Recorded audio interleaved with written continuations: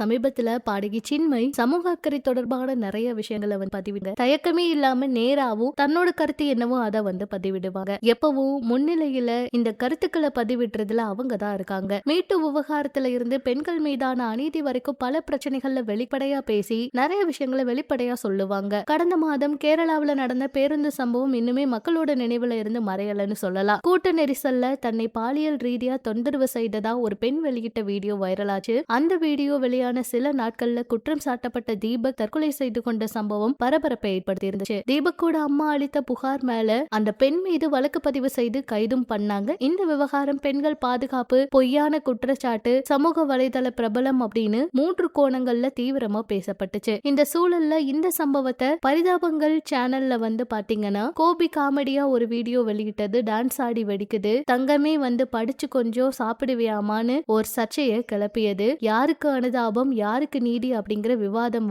தொடர்ந்துட்டே இருக்கு. அந்த வீடியோல பேருந்துல ஒரு சிறுமி கிட்ட அத்துமீறி நடக்கிற ஒருத்தரை ஒரு பெண் நேரில் எதிர்த்து கண்டிக்கிறாங்க. தவறு செஞ்சவங்களை வெளிச்சத்துக்கு கொண்டு வர வேண்டும் அப்படிங்கிறதுக்கு சாட்சியா அந்த வீடியோ பார்க்கப்படுது. இந்த வீடியோவை பகிர்ந்த சின்மய் அவங்க நேரடியா பேரே சொல்லாம இப்படி தவறு செய்தவங்களை வெளிச்சத்துக்கு கொண்டு வந்தா அவ உயிரை மாத்தி கொண்டதால் அவருக்கு அனுதாப வீடியோ பரிதாபங்கள் சேனல்ல வரும் தானே அப்படிங்கிற கேள்வி எழுப்பினாங்க. இந்த ஒரு வரி பதிவு இப்ப வைரல் ஆயிட்டு இருக்கு. சின்மய் அவங்க இப்படிப்பட்ட கருத்துக்களை பதிவு செய்வது இது முதல் முறையல்ல. அவங்க ஆரம்பத்துல இருந்தே நிறைய விஷயங்களுக்கு அவங்களோட கருத்துக்களை பதிவிட்டு தான் இருக்காங்க, கேள்விகளை கேட்டுட்டு தான் இருக்காங்க. எந்த இடத்துலயுமே அவங்க கேள்வியை நிப்பாட்டவே மாட்டாங்க, தைரியமா பேசுவாங்க. டப்பிங் ஆர்டிஸ்டாவோ, தேசிய விருது பெற்ற பின்னணி பாடகியாவோ, பல மொழிகள்ல ஆயிரக்கணக்கான பாடல்கள் பாடிய கலைஞராகவே இருக்கு இவங்க. பெண்கள் பாதுகாப்பு, பாலியல் தொந்தரவு போன்ற விஷயங்கள்ல தொடர்ந்து குரல் கொடுத்துட்டே இருக்காங்கன்னு சொல்லலாம். இதனால ஆதரவாளர்களும் எதிர்ப்பாளர்களும் அவங்களுக்கு எப்பவுமே ஆதரவா இருக்காங்க. ஆனா எந்த விமர்சனத்தையும் பொருட்படுத்தாம தன்னோட நிலைப்பாட்டை வெளிப்படையா சொல்ற தன்மைதான் அவங்கள சமூக வலைதளங்கள்ல வித்தியாசமா காட்டுது.